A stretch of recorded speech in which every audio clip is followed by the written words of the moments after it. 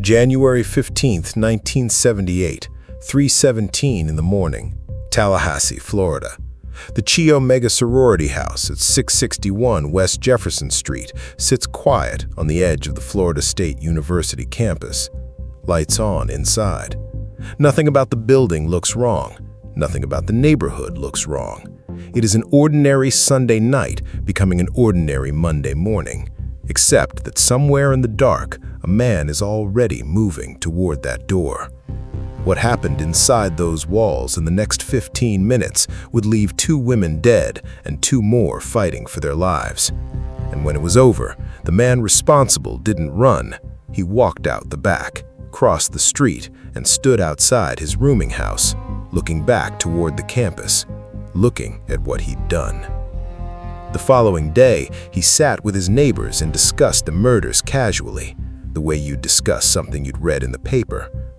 He told them it looked like a professional job, done by someone who had done it before. His name was Theodore Robert Bundy. He had a psychology degree. He had worked a suicide hotline. He had volunteered for political campaigns, coordinated search and rescue operations, and been described by nearly everyone who knew him as charming, capable, and completely normal. He was the perfect young man, empathetic, sympathetic, ambitious. He had also been killing women for at least 4 years. This is the story of how he did it, how long the world failed to see it, and what it finally cost to stop him. Before we go further, this documentary contains detailed accounts of abduction, sexual violence, and murder. The women in this case are treated here as who they were, full people with lives, not entries in a case file. If this material is difficult for you, please take care of yourself accordingly. Now, to understand what happened in Tallahassee that January morning, we have to start somewhere else entirely. We have to start with the people he took. Every case about a serial killer is, at its core, a story about the people he took. So before we go anywhere near Theodore Bundy's story, we start with theirs. Lynda Ann Healy was 21 years old and a student at the University of Washington. She had a part-time job that a lot of people in Seattle knew her from without knowing her name. She recorded weather and ski condition reports for a local radio station. People heard her voice in the mornings before they heard anything else. She was studying psychology. She lived in a basement apartment near campus with several roommates. On the morning of February 1st, 1974, her roommates found her bed made, too carefully made, with her nightgown stained with blood. Lynda was gone. Her radio alarm was still set. It had gone off. She just wasn't there to turn it off. On July 14th, 1974, a Sunday afternoon, Lake Sammamish State Park outside Seattle was packed. Families, couples, groups of friends taking advantage of the summer weather. Somewhere between 200 and 400 people were at the park that day. In the middle of all of it, a man with his arm in a sling approached a young woman named Janice Ott and asked if she would help him load a sailboat onto his car. He introduced himself as Ted. She was 23 years old, a caseworker for the King County Department of Public Assistance. She was described by people who knew her as the kind of person who would help a stranger without thinking twice about it. She went with him. She did not come back. 4 hours later, at the same park, 19-year-old Denise Naslund walked toward the restroom facilities and disappeared. She was a computer science student. She had been at the park with her boyfriend and a group of friends. One moment she was there, then she wasn't. 2 women. One afternoon, hundreds of witnesses. Several people later told investigators that they had seen the man with the sling. Several remembered the name Ted. None of it was enough to stop what was already in motion. By the fall of 1974, the disappearances had moved south. In Utah, young women were vanishing at a rate that had the state on edge, roughly 1 every 2 weeks through October and November. 17-year-old Melissa Smith disappeared on October 18th. She was a high school student in Midvale. She was also the daughter of Midvale's chief of police, Lewis Smith. For 9 days, Chief Smith coordinated search efforts across the region. Search efforts, it would later become clear, that were looking for his own daughter. Her body was found on a mountain trail east of Salt Lake City. She had been missing for 9 days. 6 weeks later, 18-year-old Carol Durant was shopping at the Fashion Place Mall in Murray, Utah, when a man approached her in the parking lot. He identified himself as a police officer and told her that someone had attempted to break into her car. He asked her to come with him to the station to file a report. She had doubts. She asked to see his badge. He showed her something that looked official enough. She got into his Volkswagen. Within minutes, he snapped a handcuff onto her wrist and pulled out a gun. What happened next is the reason Carol Durant is alive today. She fought. She fought with the absolute totality of what she had, scratching, pulling, forcing the door open as the car was still moving, and she threw herself out into oncoming traffic on a Utah highway. A passing couple stopped and drove her directly to the police station. She walked in still wearing one handcuff.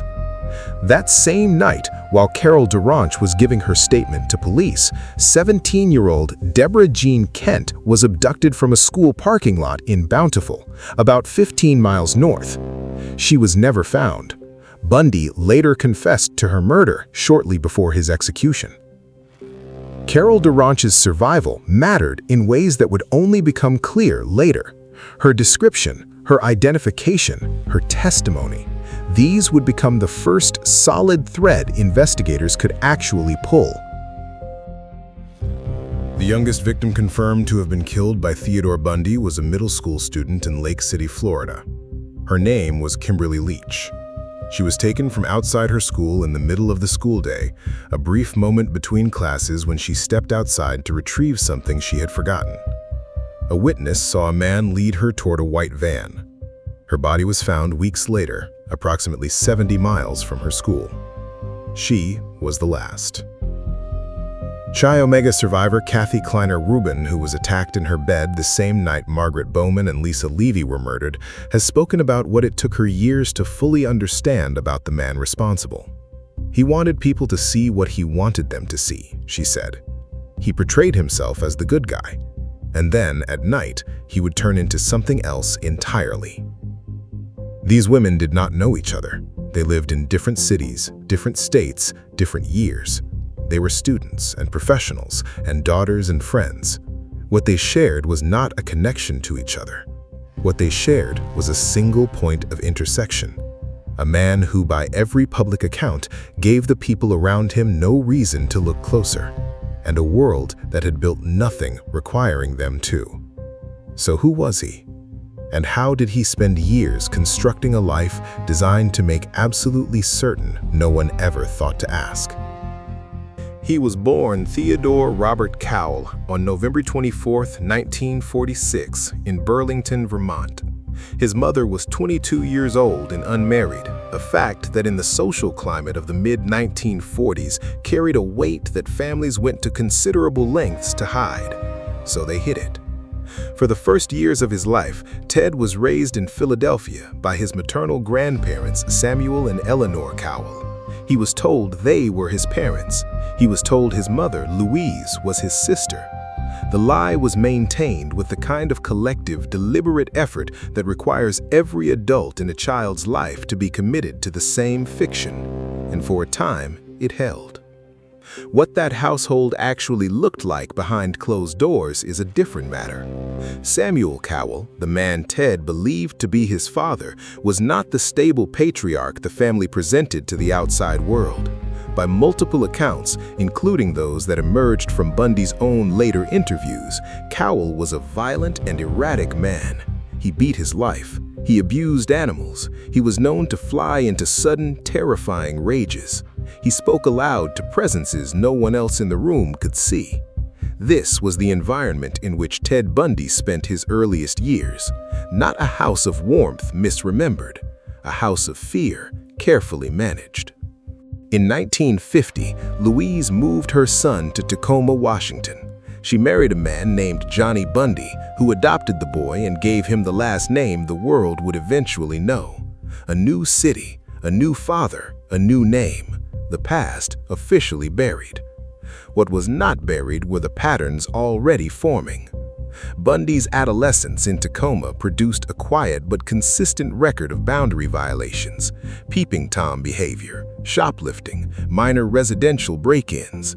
These were not the impulsive acts of a troubled kid seeking attention or acting out against a broken home.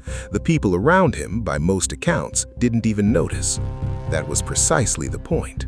He was learning, methodically, what he could do without consequence.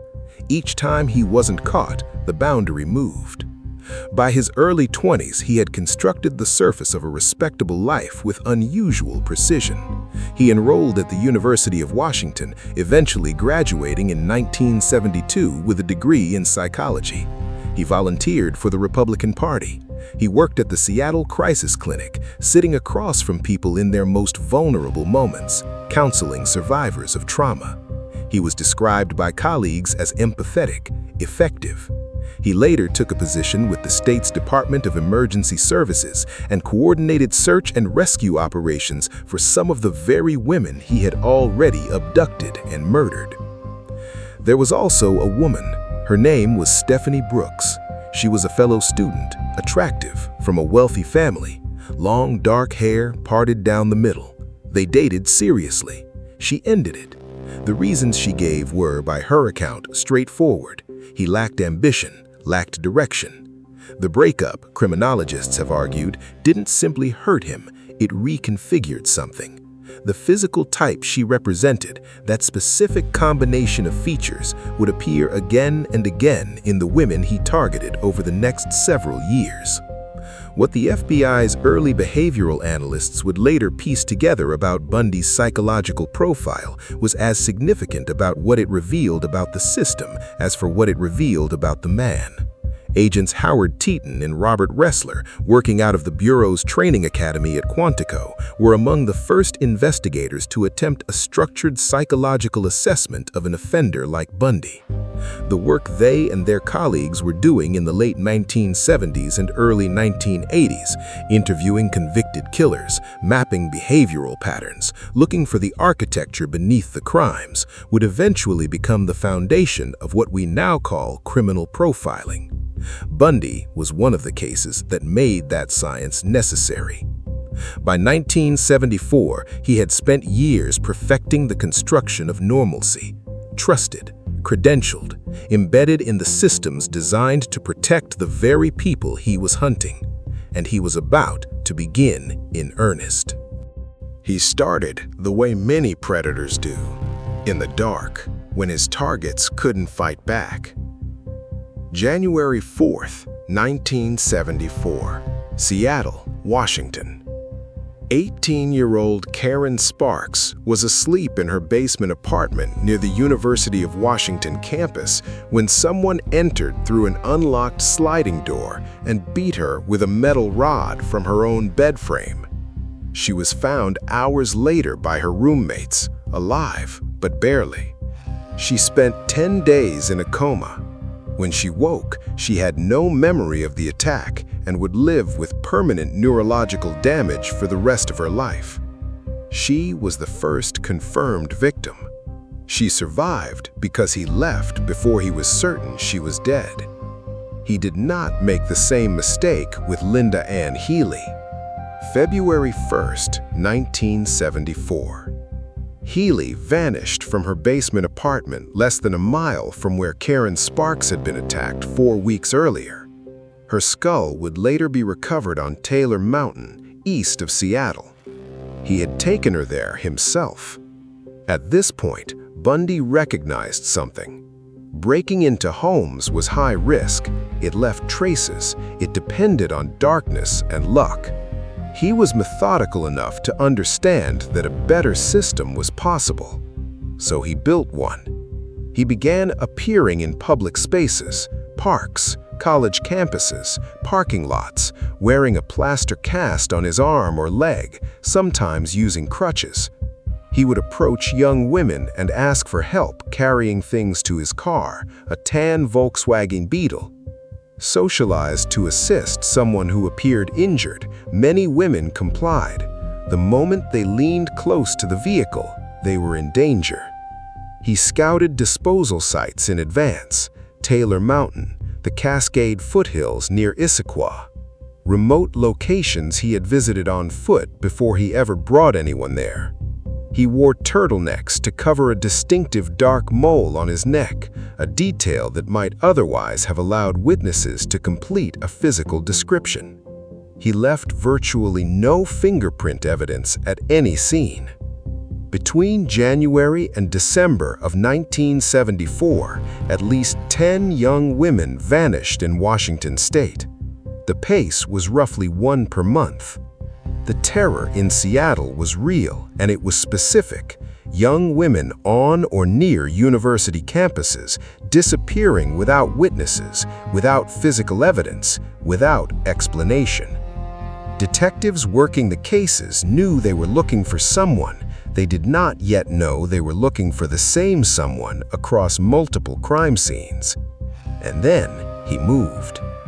In the fall of 1974, Bundy relocated to Salt Lake City, Utah, enrolled in law school, and began killing there. Utah investigators were seeing their own pattern: young women, similar physical type, similar circumstances. They had no way of knowing that the detectives in Seattle were seeing the same thing, or that investigators in Colorado and Oregon were about to start seeing it too. Each jurisdiction was working its own cases, maintaining its own files, drawing its own conclusions. The framework for sharing that information across state lines simply did not exist.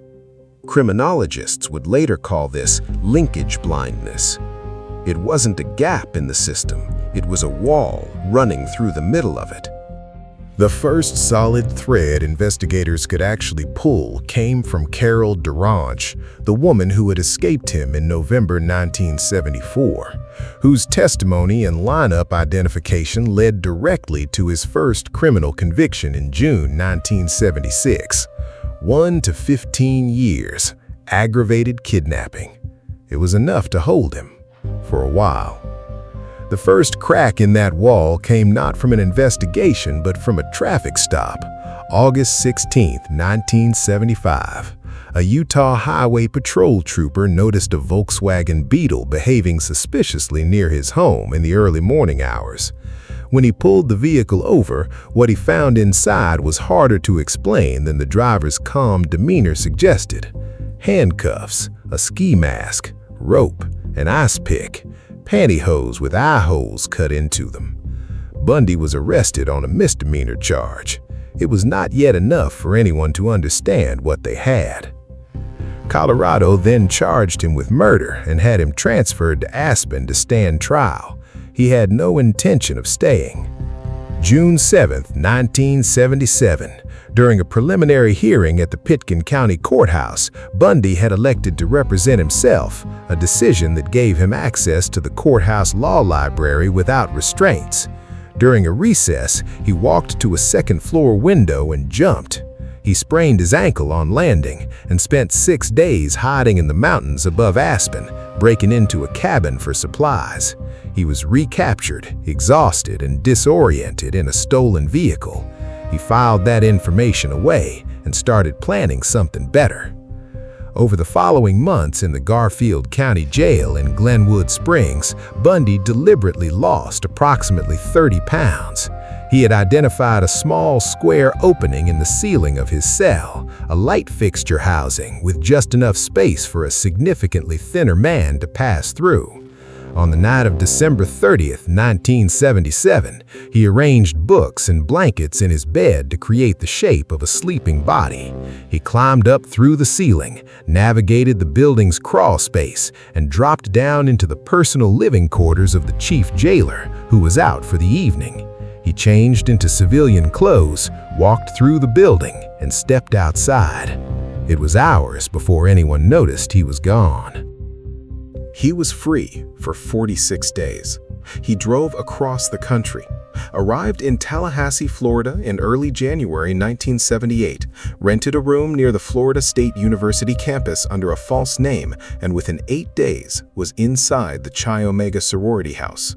In the early hours of January 15th, he moved through that house room by room. Margaret Bowman first, then Lisa Levy, then Karen Chandler and Kathy Kleiner, both of whom survived with broken jaws and concussions. 4 women, 4 rooms.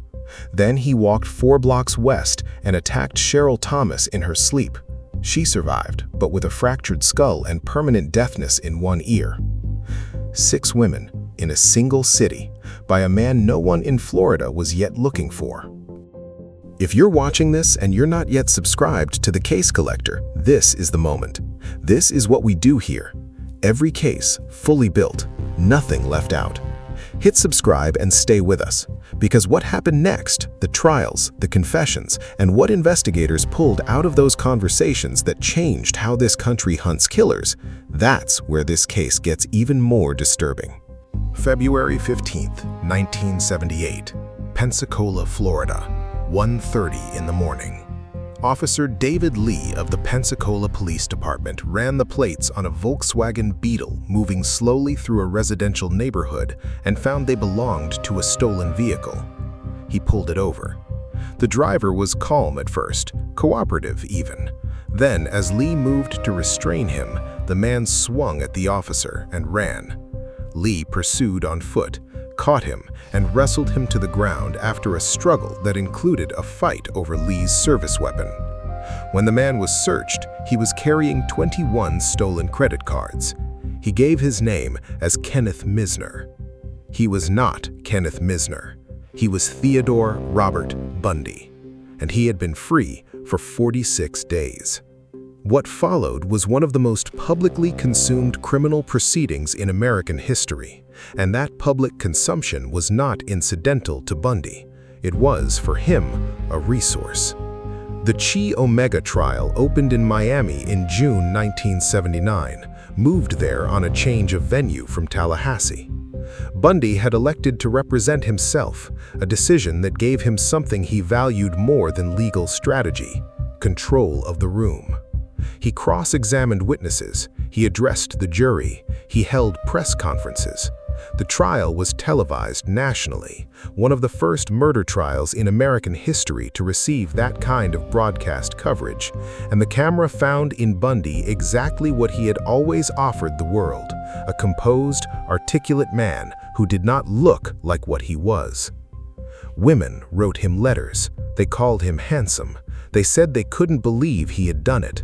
Some showed up to the courthouse. This response was not, as it was sometimes framed at the time, simply a matter of misguided attraction. It was the product of a media environment that had no framework for processing what Bundy actually represented, and that consistently centered his presentation over the facts of what he had done. The performance was, in that sense, his most public crime, committed in broad daylight in front of the entire country and largely unpunished. The prosecution cut through the theater with evidence that couldn't be argued away. Nita Neary, a Chi Omega resident who had returned to the house in the early morning hours of January 15th, testified that she saw a man leaving through the front door, and she identified Bundy. But the physical anchor of the case was something more precise. The bite marks left on Lisa Levy's body were photographed to scale and compared against dental impressions taken of Bundy's teeth, unusually irregular, chipped and misaligned in a pattern that forensic odontologists testified was distinctive enough to establish a match with a high degree of certainty. For a crime scene that yielded no fingerprints and no conventional physical evidence, those bite marks were what connected him to the room. On July 24, 1979, the jury convicted him on all counts: 2 counts of first-degree murder, 3 counts of attempted murder. The judge sentenced him to death. The Leach trial, the following year, produced its own moment of theater, one that illustrated, perhaps more clearly than anything else, the degree to which Bundy remained focused on his own narrative, even as the walls closed in. While Carol Ann Boone, a former colleague who had remained devoted to him throughout his incarceration, was on the witness stand as a character witness, Bundy proposed marriage to her in open court. She accepted. Under an obscure provision of Florida law, a marriage proposal made and accepted before a judge constituted a legal marriage. He was convicted again, sentenced to death again. He and Boone later had a daughter, though the precise circumstances of that conception, given his incarceration, were never officially explained. They divorced in 1986. On death row at Florida State Prison, Bundy gave a series of interviews to journalists Stephen Michaud and Hugh Ainsworth. He refused, initially, to confess directly. Instead, he proposed a framework. He would speak in the third person, theorizing about what a hypothetical offender might have felt, what might have driven such a person, what the experience might have been like. It was a construction so transparent it was almost insulting, and Michaud, to his credit, let Bundy keep talking. In those interviews, Bundy described an internal force he called an entity, a malignant presence that operated, he claimed, separately from his conscious self, something that had started small and grown, something that demanded more of him over time.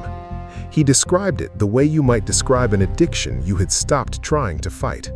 He was careful, always, to maintain the grammatical distance of the third person. He never quite said, I. In 1984, with his execution no longer abstract, Bundy wrote an unsolicited letter from death row to Robert Keppel, the King County detective who had worked his original Washington cases and was now consulting on a new series of murders attributed to an unknown killer the press had named the Green River Killer. Bundy offered his assistance. He said he had knowledge and a point of view that no one else could offer. Keppel, by his own account, was stunned and then intrigued enough to respond. The motivation was not difficult to read. As investigators who worked with him later noted, Bundy appeared to resent that another killer was dominating the headlines in the region he considered his territory. More practically, he understood that as long as he remained useful, as long as information only he could provide, there was a reason to keep talking. And as long as people were talking to him, the clock moved differently. For 10 years on death row, that was the game. Every interview, every letter, every consultation. He was always performing, always managing, always looking for the angle that bought him another day. In the end, it wasn't enough. But what he left behind in those conversations, the patterns, the language, the interior logic of a predator explaining himself to the people who hunted him, that would prove to be worth something, just not to him. The crimes of Theodore Bundy did not end when he was arrested. In a real and measurable sense, they didn't end when he was executed either. What they did was expose with brutal clarity the degree to which the systems designed to protect people had no architecture for someone like him. And in the decades that followed, those systems had to be rebuilt almost from the ground up. Start with the most fundamental failure, the wall between jurisdictions. While Bundy was moving between Washington, Utah, Colorado, Oregon, and Florida, killing in each state, leaving each state, beginning again somewhere new, the investigators pursuing him had no mechanism for talking to each other in any systematic way. There was no national database of violent crime patterns. There was no centralized repository where a detective in Salt Lake City could search for similarities between his cases and what was happening in Seattle. Each agency was, in effect, working blind to everything happening outside its own county line. The answer that eventually emerged from this failure was the Violent Criminal Apprehension Program, VICAP, launched by the FBI in 1985. The database was designed to do exactly what the 1970s system couldn't: collect, store and cross-reference the behavioral characteristics of violent crimes across jurisdictions so that a pattern emerging in one state could be matched against cases in another. The foundational data that made VICAP possible came in large part from the interviews that FBI agents Robert Ressler and John Douglas had been conducting in prisons throughout the late 1970s and early 1980s. Structured conversations with 36 convicted murderers, Ted Bundy among them. What those interviews produced wasn't just case-specific intelligence, it was the empirical framework for understanding how organized predators think, plan, and operate. That framework became criminal profiling. The work that Ressler and Douglas did in those prison rooms, taking notes across from men like Bundy, is what the FBI's Behavioral Analysis Unit runs on today. Then there was what happened in the courtroom. The Chi Omega prosecution had no fingerprints to work with, no conventional physical evidence placing Bundy inside that sorority house. What it had were the bite marks left on Lisa Levy's body and the forensic odontologists who testified that the pattern of those marks matched the highly irregular configuration of Bundy's teeth with a degree of certainty sufficient to convict. It was an unprecedented use of trace physical evidence in a capital murder case, and its success accelerated the judicial system's willingness to accept forensic science. Bite marks first, then fiber analysis, then the DNA profiling techniques that would eventually become standard. Which brings us to something that happened just this year. On April 1, 2026, the Utah County Sheriff's Office held a press conference and officially closed a 52-year-old cold case. Lynda Ann Healy was 17 years old when she disappeared on Halloween night in 1974 after leaving a party alone to walk to a convenience store. Her body was found less than a month later in American Fork Canyon, bound, beaten, and strangled. Investigators had long suspected Bundy was responsible. He had verbally acknowledged his culpability in the period before his execution. But without the forensic technology to confirm it definitively, the case stayed open. In 2023, the Utah County Sheriff's Office acquired new genotyping technology that allowed investigators to reconstruct a full DNA profile from Bundy's preserved biological material. The match to evidence from Lynda Healy's case was conclusive. At the press conference, her younger sister spoke on behalf of the family. She said it was quite amazing that people were still interested in Lynda's case, and that she spoke for her whole family in thanking them for still caring. 52 years. That is how long it took to give one family a confirmed answer. The safety measures many people now take without thinking, the campus escort programs, the habit of checking a back seat before getting in a car, the instinct to note a license plate when something feels wrong, these did not exist as common practice before the 1970s. They exist now in part because of what Bundy demonstrated was possible when those precautions were absent. The infrastructure of personal safety that women in particular now navigate daily was shaped in measurable ways by what he did and what the world learned from stopping him. The gap he exposed was real. What was built to close it was imperfect, incomplete, and still evolving, but it was built, and it is still being used. January 24th, 1989. Florida State Prison, Stark, Florida, 7:16 in the morning. Outside the prison walls, an estimated 2,000 people had gathered through the night. Off-duty law enforcement officers stood among them. Television cameras lined the barriers. People clutched transistor radios, waiting for the signal from inside. They held signs. Someone set off fireworks. When word came that the execution had been carried out, the crowd erupted. They cheered the way people cheer at the end of something long and terrible that has finally, irrevocably stopped. His last words, spoken to his attorney moments before, were, "Jim, I'd like you to give my love to my family and friends." Then it was over. The spectacle he had spent his entire life engineering, the attention, the cameras, the crowd gathered specifically because of him, arrived at the one moment he could no longer turn it into anything. It was the first audience he ever had that he couldn't work. What made Theodore Bundy dangerous was not charm, it was a society that had constructed no reliable way to identify someone who looked like him, who presented like him, who moved through institutions and relationships and public spaces, leaving nothing behind that fit the existing image of what a killer was supposed to look like. He walked through gaps that the system didn't yet know existed. He walked through them for years. The lesson of this case has never really been about him. It has always been about the gaps, about what gets built or doesn't to close them, about whether the people charged with protection are looking for the right things, in the right places, with the right tools. We are still finding his victims. We are still learning the full count of what he did. That work continues because the people he took deserve to be known and named and counted, not as a measure of him, as a measure of who they were.